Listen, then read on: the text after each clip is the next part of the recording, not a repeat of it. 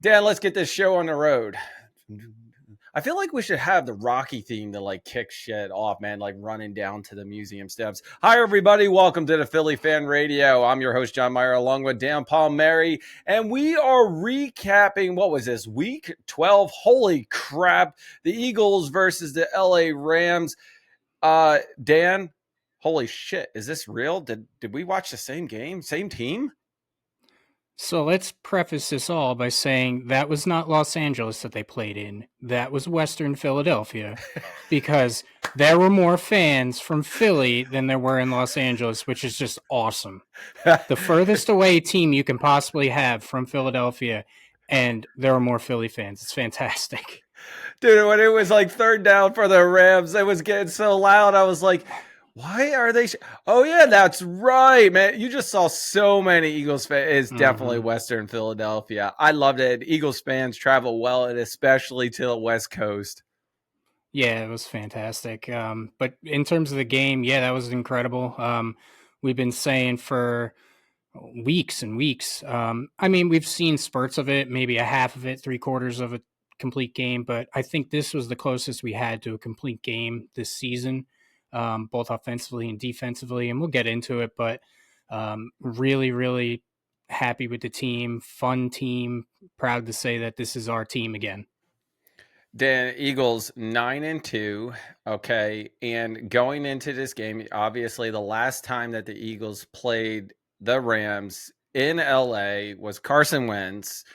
That's when he got injured, tore his ACL. Nick Foles came in. We dominated. It was a great game thing. So I have to be honest, going in, I never know what Eagles team is going to show up. They have been winning, yes. Granted, they've been winning good, but still some of the plays, some of the calls, some of the stuff that's happening, abandoning the run early, defense.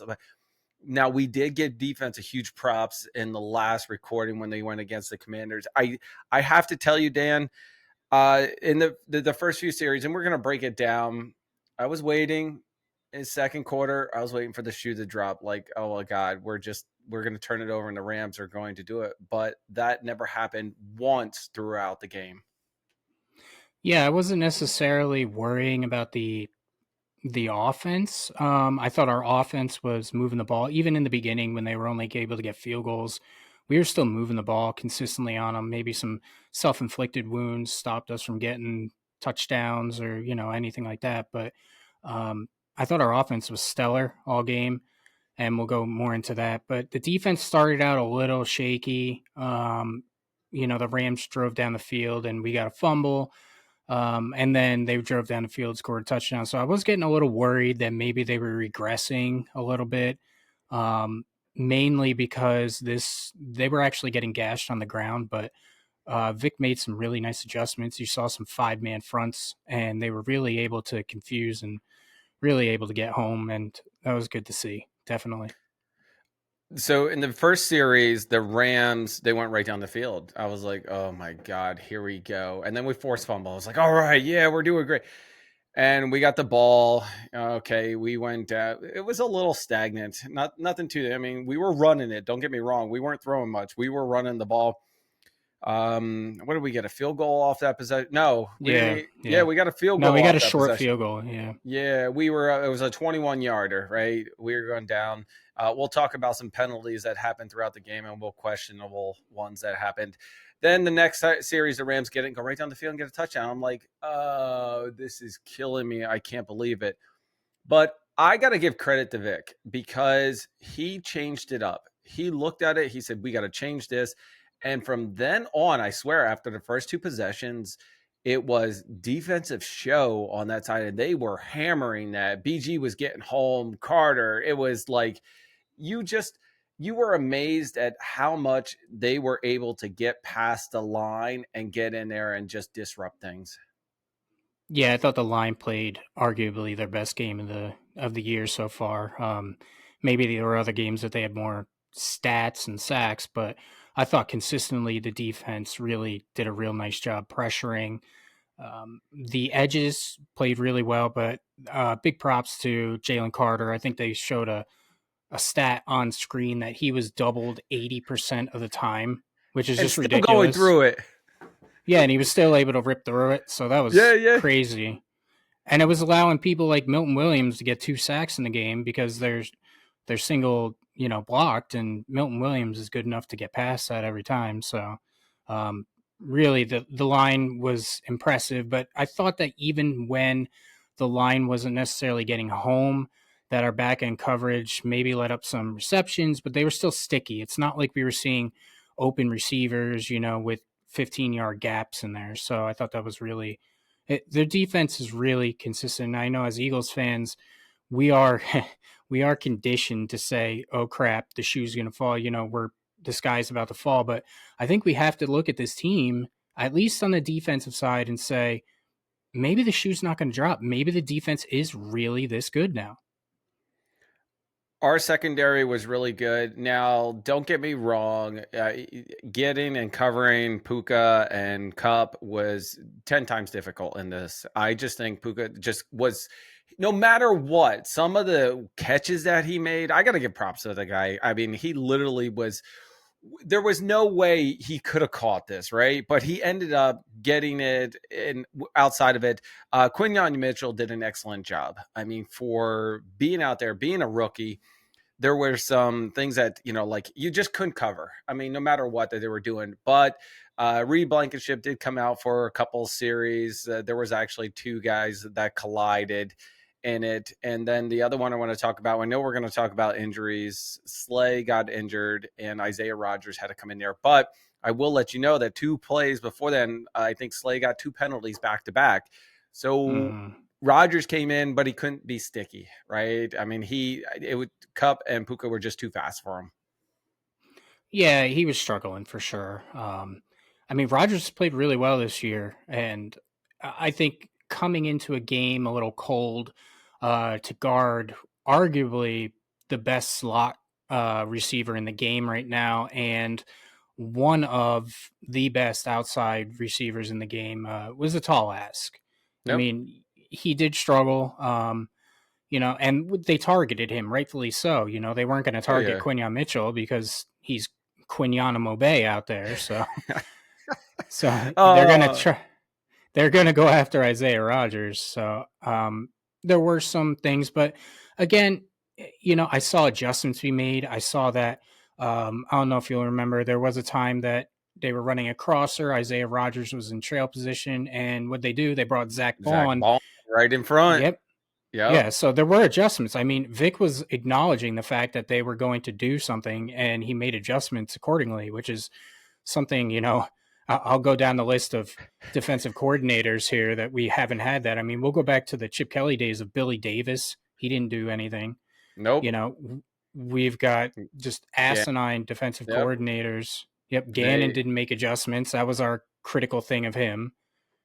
I So think with Vic in this, though, and you called out the player I was just going to mention, is that they were targeting Rodgers right away, but they brought in, Zach Bond, linebacker, to actually just come in and cover too. Like it was, you saw the distance and the gap between Rodgers and what was it, Puka, and they were mm, about to get it, and Zach Bond stepped in. He was right there. It was like the perfect play that he did. Defense entirely. I got to tell you, I absolutely loved them getting home. And when they didn't get home, they still disrupted the play. There were so many times that Stafford had to get out the ball as quick as possible, right? mm-hmm. It was just, there was ones where he felt the pressure, like literally felt somebody breathing on his neck, and he just had to throw it out. Yeah, they were getting home consistently, and of course that makes it easier on the linebackers, makes it easier on the coverage teams. So it was really impressive, definitely. Dan, let's talk about some stats. I got to go through some of these because we didn't talk about the offense yet because there's so much that we can bring things up. And let's bring up like just overall the Eagles, who are 9-2, the Rams now are 5-6. The first quarter it was 3-7, right? Eagles only got that field goal. The second quarter it's we got 10 points, 10-7. So we're not doing bad. Third, 14-7. Fourth, 10-6. Ending in it at 37-20. Now, listen, total yards for the Eagles. This is awesome. We're 19 yards short of 500 on this. 481 yards. 314 rushing, and only 167 passing. And I want to talk about that in a second. Now, while the Rams had 290 total yards, the rush 92. Sorry, just passing 198. Now, Dan, offense time. Are we a run first team? Oh, absolutely. No question we're a run first team. Which is totally weird because we have some great freaking weapons for passing. We have Devonta Smith. Now, he didn't play into this game. We have Goddard. We have AJ. I'll even talk about Calcaterra. Johnny Wilson's coming around. He's only been targeted, I think, 2 times. They're not on the same page with it. We have some outside weapons, but we're a run-first team, which I never thought we would actually get there. Yeah, I agree. There were times that I think you saw, even in the beginning of the year, that Kellen Moore was trying to be a pass first team, or at least a 60-40 team. And, I don't think it's a deficiency by Hertz, but it just isn't the identity of the team. They run the ball better than they do pass the ball. They have better, their offensive line is incredible. You were seeing people get just absolutely destroyed. So it was the best thing that can happen to them was to run the ball. And once they established that, they were excellent. Now, the one thing that I want to point out is Saquon, and we can talk about him all day in it, but they kept going at it and they didn't avoid it. They didn't abandon the run. They kept pounding it. He was getting 4 or 5, and he was starting to really hammer it in. And then his stats, and I love his stats right here, 26 attempts, just 26 for 255 yards with 2 touchdowns. His longest, Dan, his longest was 72 yards, and his second was 70. That it was unbelievable. That's not his total yards. His total yards was 302. He had 46 in passing or 47 in passing. What was his stats? 47, 4 for 4. So I want to throw out a funny stat that I saw. Rushing wise, Saquon Barkley had more yards than the entire Giant offense.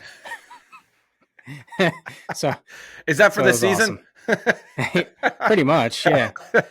We'll get to the Giants and the NFC and East shortly. We can't make fun of them yet. AJ Brown, he was targeted 7, got 6, 109 yards, just 6 times, 109 yards, and that awesome toe dragging touchdown. I'm so glad that the refs got it wrong. I'm so glad for the review and just that they called it back. He had his 3 possession, 3 steps in there. Even the commentators, which I know you all love, was saying that's a touchdown. Yeah, and I think to go back to your point earlier about is this a run first team? Is this a pass first team? You cannot, in today's NFL, you can't be a run first team without buy-in. And if you had a bunch of personalities on this team that didn't get along, let's say AJ Brown was a bit of a diva, you're not going to be a run first team because he's just going to say, I want the ball. And he's going to force the offense to work around him and throw the ball 30 times. So I think it's really important that they got buy-in on this. And of course, winning will help get buy-in on anything. But yeah, I think it's really important. You're seeing a philosophy shift. I know the Eagles as a franchise have always wanted to be a pass first offense. And I truly believe that they can be a pass first offense with the tools they have. But they don't need to. I mean, you brought up the fact that they only passed for 170 yards or whatever. Why the hell do you even pass the ball? You were gashing them for, even before the 70-yard plays, you were gashing them for 7 yards a carry. So why even bother? Offensively, even Hertz. I got to talk about Hertz. And I've just watching him play this year, it almost seemed like last year slightly, right? We were winning, but not winning great. His decisions, not great. I will actually give Hertz pretty much, I'm going to say an A, maybe an A- for this game. And the only reason I would give him an A is there are some instances that, one, he held it too long. I was counting. It was 6 seconds out there. But The reason I would give him like an A or an A plus is his decision making has so much improved on this. He got rid of the ball in most cases. In the beginning, he was still later in the game completely. His decisions to get rid of it, no turnovers. Like literally, I felt comfortable with his throws. They were like on target. I mean, Mm-hmm. just they weren't behind the guy, they weren't out of reach. They were on target for everything. I do love his decisions. Kellen, I don't think we should do a design run by him at all when we have Saquon or Gainwell in there. Just stop running him for me, please, because I just he did great. His improv runs were great. The design ones, just hang on, man. Yeah, I think that was the only questionable thing I had about the entire game was there were some questionable quarterback draws in there. Yep, Whether or not that the check by Hertz or not, I thought they were a little unnecessary in certain situations, yep, especially when they were getting stuffed at the not at the goal line, but in the red zone. There were some design runs, and they had that long third down, and I think it was like 3rd and 12 or 3rd and 14. And so you were just basically conceding defeat at that point. yep. Why not just hand the ball off to Saquon? Instead, they did a quarterback draw. I mean, you're not really going to pop one for 15 yards on a quarterback draw. No, So I wouldn't, I don't like him taking unnecessary hits. But other than that, I mean, I can't make any complaints. I agree. He was spot on passing the ball. His decision making was really good. I thought, believe it or not, I thought he was reading the field really yep. well. He was going through his progressions pretty quick. He does hold the ball a little bit longer, but I mean, if this offensive line can hold up the way that they do, then it doesn't really matter. Well, he took a And sack on that 6 second one. That's the only thing that I was looking at. Like, yeah, yeah. and there's a wife. He can't hear you. I don't care if he can or not. God, like get rid of the damn ball. And I thought it was really good to see you're still seeing an evolution of the offense because we saw that little shovel pass. I mean, it didn't work, but we Yep, saw the read option shovel pass to Goddard around the goal line, which is something that we see Andy Reid run all the time. yep, And we saw a thing that we've been saying for months now, and we saw wide receiver, I'm sorry, a running back screen, and it yep. worked. It popped over 20 yards. I mean, they brought a weak side blitz and they threw right over the blitz and it worked. So you're still seeing an evolution. You're seeing things change. And I honestly think, and we'll go into it more in this next game, that we're going to see a little bit of a shift into more passing. So we're probably going to see more of a 50-50 count, but we'll go into that. Overall offense, including I got to call out. So Malata got what was it? Run over that one game, like run over. He got Mm-hmm. pushed back. So you don't see Jordan Malata actually ever fall backwards or get pushed back. But it seemed to be back and forth that we were doing it to him. They were doing it. That was the only one time. Uh, I got to give a props out to Cam Jurgens. Dude, that guy has. I saw some highlights of him all the way down the field, like right in front of it. That was like Jason Kelsey, a great mentor, everything for it. I really feel comfortable where we're at in our offensive line. I feel comfortable in our run game. Having Gainwell in there, except I thought Barkley was he either winded or got hurt at one point. He was wincing. I think he took a hard hit, but I Oh think no, no, no. If you look, so I said this to the wife. She's like, "Oh no, he's injured. He comes off the field. He was adjusting his balls. He got kneed right in the nuts." that's what I thought. He was like, Because she's like, "Oh no, he got hurt. He got hurt," and I said, "No, he got kneed in the nuts. You could see him adjusting himself." Ah, so Dan, to kind of recap some of that, so Matthew Stafford, he was 24 for 36, 243 yards, 2 touchdowns, while Hertz was 15 for 22 at 179 yards. Yeah, that was unbelievable on some of the stats. Let's go through it. Hertz himself, rushing 12 attempts for 39. Yeah, we can hold off on that. I mean, for 30. hmm Listen, Gainwell had 5 for 22, and obviously Kenny Pickett 2 for -2. So yes, that was rushing yards, by the way. Receiving yards. I got to go through some of those. Dan, AJ, we already talked about Barkley, 4 for 4 for 47. Goddard, 5 for 4 for 19. I'd love to get him involved more. I think a little bit wider out, but I do like the short screens they were doing. They weren't always going for the long ball, even though it's been said that Hertz goes for the long ball. Dotson, 1 for 4. And I said Johnny Love was attempted once for nothing, and Calcaterra once, but those were just kind of in traffic area. Weren't too bad throws that were on the actual receiving end of it. Puka got 13 targeted, but only 9 out of those, but 117 yards. Pretty good. Cooper Kupp, 11 for 8 for 60. And where's Williams? Williams, I'll put on the thing, 16 for 72 with 1 touchdown.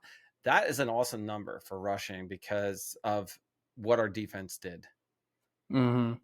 Yeah, and the Hertz thing, going back to his stats, it was really nice to hear on the broadcast. They brought up a good stat where he had the interception. I don't think it was last week, but 2 weeks ago. But that was his only turnover worthy play in the last 7 weeks. So he's not even putting the ball in harm's way.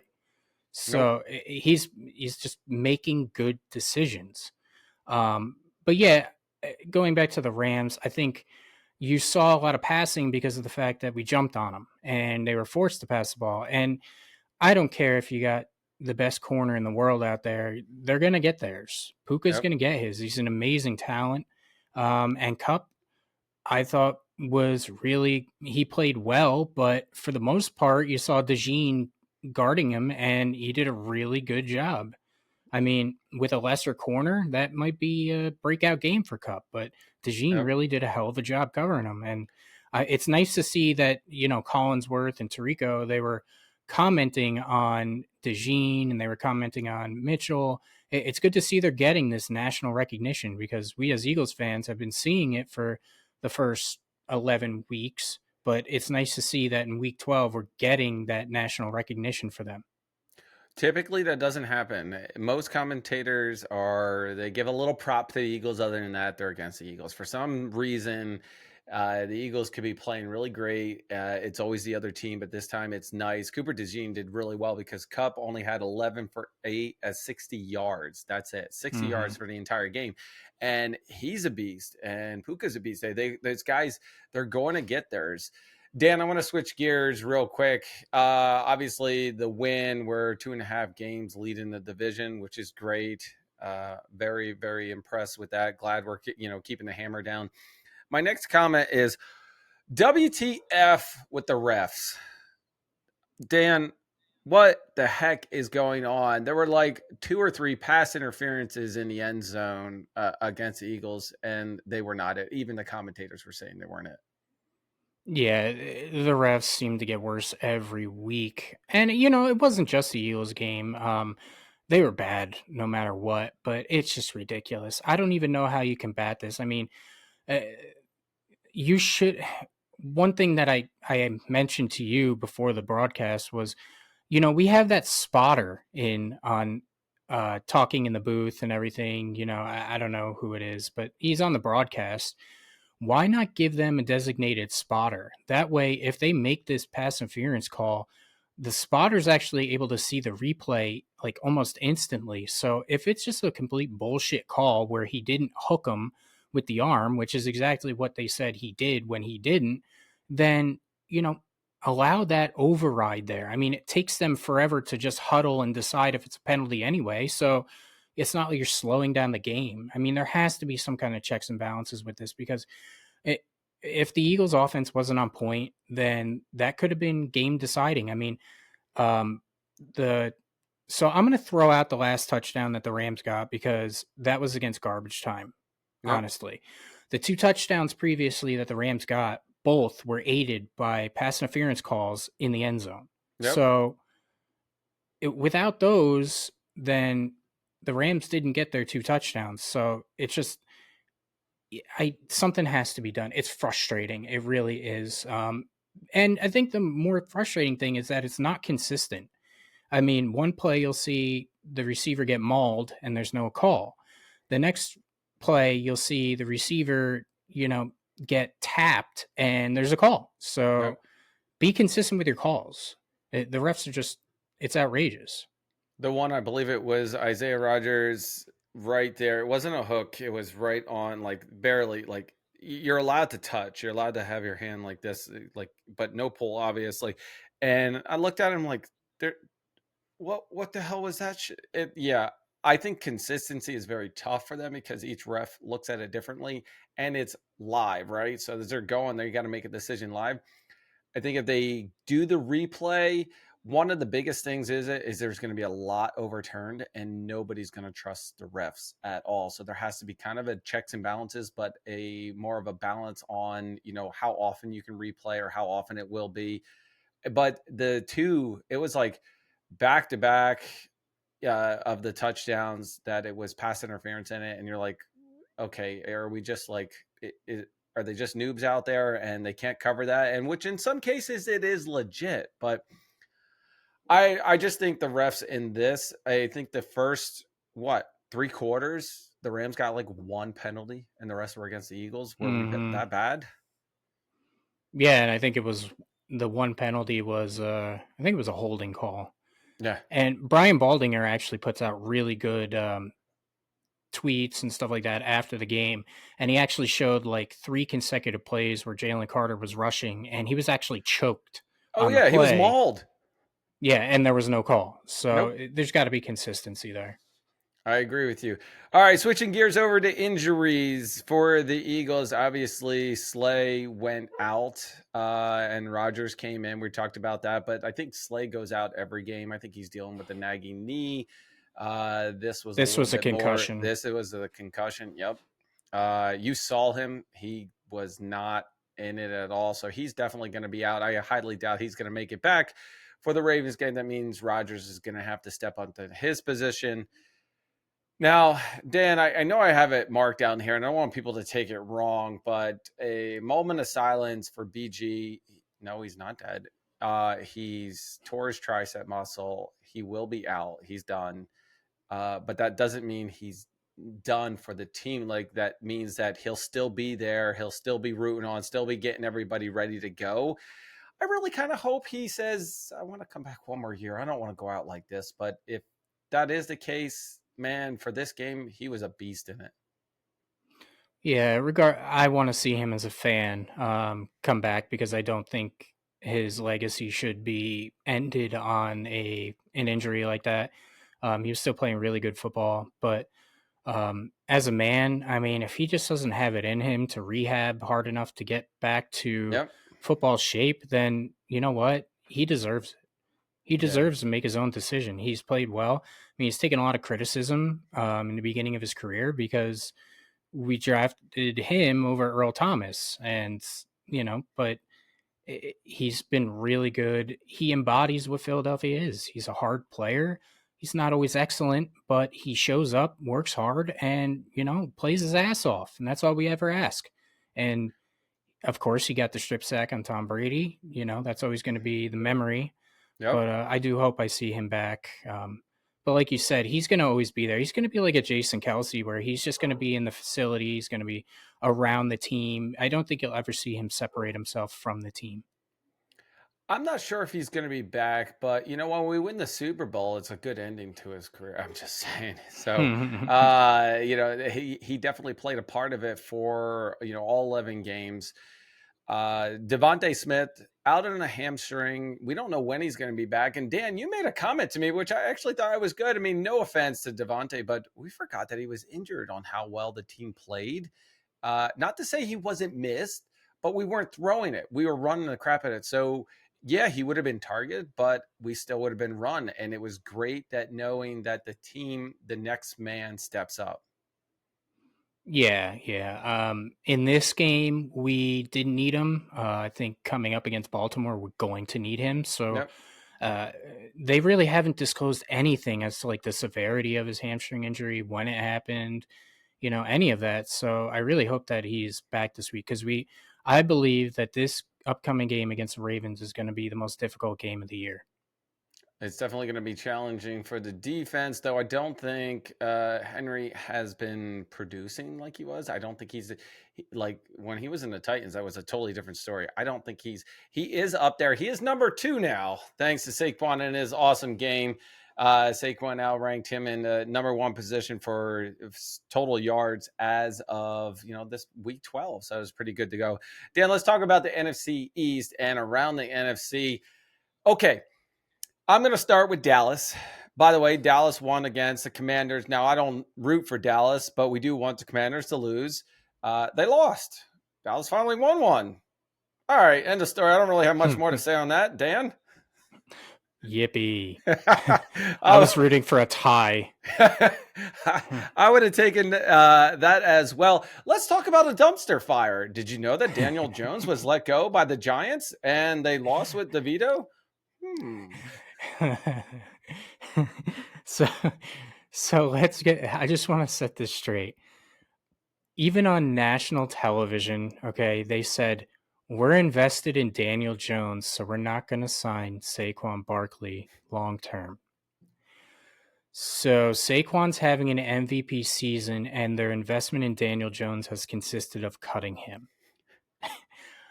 Oh my God, that franchise is a shit show, and I'm glad that I don't root for them. I just saw something that was pretty cool is that, they were looking at bringing Daniel Jones back as a bridge quarterback between. I wonder if their dead money gets wiped clean if they bring them back. Oh my God. Oh, it's just a horribly run franchise. I saw another stat that in Saquon's 6 years with the Giants, his first year, he had like 1,300 yards for the first year. This was his rookie season. He has surpassed that as an Eagle already. He has never, and he's made another 1,000-yard or something like that. Nothing up to his first year of 1,300. I'll tell you that. With the Eagles, I want to say this is like his rookie year, man, with us, and he's on his way. I can't wait to see what he gets. But we were at a soccer tournament over the weekend, and one of the parents had a Giants hat on, and Daniel Jones was just released. And I went up to him. I was like, "Hey, sorry to hear about Daniel Jones." And he goes, "Man, it's too early for that shit." I'm like, he's just rub it in a little more. I was like, "Hey, Jim Moore, hope you're sleeping good at night." Yeah, Jesus Christ. What just a horrible team. But yeah, with Saquon, I think his success is twofold. One, it's actually they're first in the NFL rushing in terms of yards before contact. I think they said that it's almost 3 yards before he gets touched on average. So there's that, and I don't know how they calculate it, but Amazon says that he runs at 50% over expected yardage. I don't know how the hell they calculate that, but basically he should be stopped for 2, he gets 4. That's what I'm looking at as. So, it's a combination of an incredible offensive line and just an incredible player. And it's only one season. He's got to do it for more than one season, but I think we are looking at the most explosive, the most complete Philadelphia Eagle running back in history. I know there's Wilbert Montgomery. I know there's others. Ricky Waters was really good here. Yep. I mean, the Dutchman, Van Broecklyn, he was quarterback, but he also ran a lot. But, I think he is the best running back we've ever seen. Definitely long term. And I got to give props. I saw it. Dallas Goedert joked with him and put a drug test on his locker after his explosive game. Like, yo, there's something wrong. That's the team I love to see. He must be enhancing his performance to get that high. Yeah, that's exactly what I'm looking for. So the Lions still number 1 in the conference with Minnesota at 9-2. Now, Minnesota and the Eagles, by the way, are in the same position, though Minnesota has edged them with all their points differential as they go, even though we are at the same stats. I just think they went with M before P, but that's just my opinion. Yeah, I don't know how they determine. I tried to look at the playoff tie-breaking scenarios, and I can read them, but understand them. No, it ain't happening. it's like strength of victory and whatnot. Yep. But I did see it's weird because they played the same team and Minnesota lost against the team. I can't. The Rams. The Eagles beat the Yep. Rams. And Minnesota lost against the Rams. So you would think that common games kicks in there, but no, common games does not kick in until it reaches 4 or more common games played. So I don't know what the hell that means. All it means is we need Minnesota to lose. We need the Lions to lose, and they play each other again. So the Lions have a rough stretch. I mean, they got to play the Bills, they got to play the Packers, they got to play. I think they got to play the Steelers. I might be Yep. wrong there. No, I believe they do. That's one of them. But the Bills are the Mhm. Lions. Lions are 10-1, and so the Eagles are in the top 5. I'm going to say top 4 because I don't count the Vikings because we have the same. There's not really much on the stats chart, so I'm looking at the NFL.com and the league. It goes the Lions at 10-1, the Chiefs at 10-1, and those are first and second positions. Though the Lions have more points differential, home, all that other. So theirs are clear cut. Buffalo 9-2, Minnesota 9-2, and the Eagles 9-2. So maybe it's BMP. So we're actually fighting for third, not fourth. So I'll Mhm. take that. No, they're number 2 because the number 1 seed as of right now would come out of the North. So Well, I'm looking around the yeah, I know league what in you're saying. general. This I know is what you're the saying. full. This is the league standings for it. I didn't look at the conference standings. Now the conference standings itself, if I go to it, we're number 2. So when I say we, the Eagles are But number I think 2. it's ridiculous. Those standings are so trivial because I know record wise, Kansas City's better, but Kansas City lost against the The Bills, Bills. and Yep. it took overtime for them to put away the Panthers. I mean, the Panthers could be beaten by Appalachian State, and yet the Chiefs needed overtime for that. So I can't take them seriously. I know they're 10-1, but I can't take them seriously right now. What made it was Mahomes ran for that first down. He like ran for 20 some yards. It was ridiculous. I Yeah. like guys, this is I am not, to be honest with you, I'm not impressed with the Chiefs. I don't think they're going to make it too long. Kelsey's having a bad year. Mahomes is not having he doesn't have his weapons that he's used to. Dan, I got to wrap things up, but I want you to bring everybody together here for the keys to the victory against Baltimore. And how are the Eagles going to win this Sunday coming up against Baltimore in Baltimore? How are they going to go do it? Because I don't think Jackson's really that great, but hey, it's going to be a tough game. Well, offensively, it's going to be they're going against the one of the best rush defenses. Baltimore has a great rush defense, so it's going to be hard. But I honestly think I don't care what rush defense is out there. I honestly think the Eagles can run on them. They definitely have that advantage. Baltimore is susceptible to the pass, so if we get Devonta Smith back, I think we can stand to see more passing, and I think we can have really good success there. Our defense is much better than their defense, but if you shift focus to the offensive side um, of the Ravens, that is, their offense is number 1. They are able to just pound teams. They're second in rushing behind only us. And a lot of that is King Henry, but a lot of that also is Lamar Jackson. Yep. Um, if we're to win this game, I have to say that we put a spy on Jackson because we cannot allow him to break the pocket and do those little runs or whatever. And we got to stop the run. I am not convinced. I know he's the league MVP. I know he's won the MVP twice. I'm just not convinced he's that good of a pocket passer. I'm No. not. I'm sorry. I think he's Cam Newton 2.0, where Yep. he's a fantastic runner, but he lacks in the passing game. I'm sorry. I don't see him as an elite passer. It'll be So I good think if you if you get him out keep of the him, pocket, though. I think Jackson's mm-hmm, good on those quick, but you have to, as a receiver, be consistent and you have to get open. So there's a lot longer for mistakes to happen. And while the play takes 10 seconds to develop, your receivers are gassed. So that means they have to figure out now it's a scramble drill and all plays, mm-hmm. all bets are off. And I think our secondary, that's where mistakes are going to happen, that our secondary is going to intercept. Yeah, I think the biggest challenge is what you just said is they're going to be playing man. They are a man first defense. And when you play man a lot, you have your back to the quarterback and you're keeping up with the receiver. So Yep. they're going to have to keep that spy. Nobody on the team is faster than Lamar Jackson. But I think if you keep maybe, let's say, Dean on him, Dean's pretty quick. At least he can keep him in front of him and wait for the others to come and help them.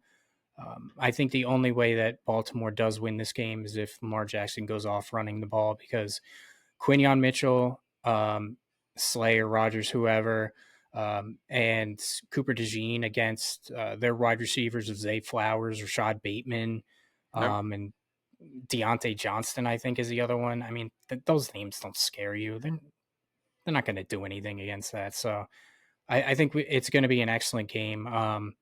And that goes back to the fact I think if we jump on them quick, we're then going to force Baltimore into an uncomfortable situation in which they have to pass the ball, and that is not their strength. And I Yep. know that the stats say that it is their strength, but I just don't agree with that. I don't think that they're that strong. And maybe after the game I'll be humbled, but I just don't think that they're that strong. And honestly, also you got to think Baltimore hasn't had the bye yet, so there's got to be some tired legs over there in Baltimore. So I think Zach I think Bond we will be can able to win. keep up with him.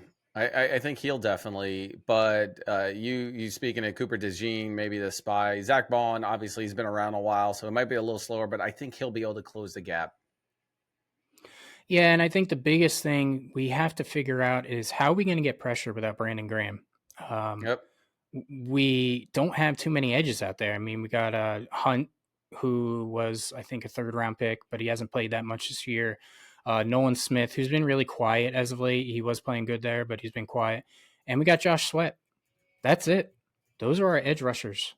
Other than that, we don't have anybody. So it's going to be Oh, there was an interesting to edge see. rusher right here.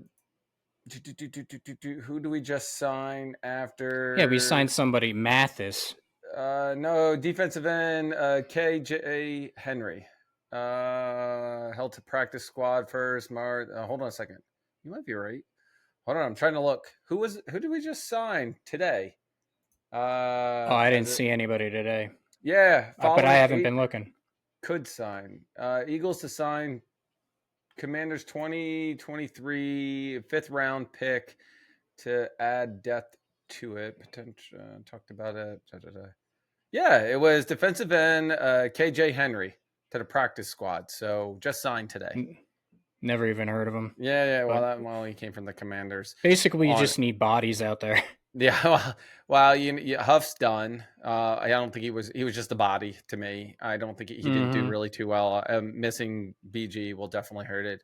Uh, so Dan, to wrap things up, your prediction for the game on Sunday against Baltimore. I think you're going to see our offense stay consistent. I think you're going to see a 28-24 victory. 35-21 victory. You really think they're going to blow them out? 35-21? Even with Devonta, if he comes back or not, I think the Eagles are on a high right now. And I do believe that even though we are a run first team, I agree with you that we're going to be a little bit heavier on the pass because it's number one defense. But I still believe that the way Hertz played, I'm going to be on the Hertz train right now and that he's going to be consistent on his play. We're going to get open. Maybe Johnny Love a little bit more involved. Goddard right into the slot. I think Kellen Moore is they're coming together as a team, and I think they're going to ride this high. It's not a win like we saw last year where it was we barely won at the end of the game. This was a win that we were comfortable with as we stretched out the entire game. So yes, I got confidence, and I got to, you know what, I'm an Eagles fan. I got hope too. I agree they're going to win. I just didn't. I think it's going to be closer. But I mean, if they come out and they win this game by more than a touchdown, we're going to be talking about getting our ticket. I mean, I'm already getting my goddamn I tickets to already saw Bourbon the Street. So emails. You're signed up to play. They came yeah, out last week. Oh yeah, the tickets. Yeah, I'm talking about Yeah. going to Bourbon Street. I'm going to New Oh, Orleans. well, finally you'll be going to Yeah. that. Definitely. All right, everybody, I got to wrap this up. This has been the Philly Fan Radio. This has been awesome around the Eagles, the highlights, what they did for week 12. I'm your host, John Myer, along with Dan Palmieri. Don't forget to hit that like, subscribe, and notify because guess what, Dan? We're out of here and go Birds. Go Birds!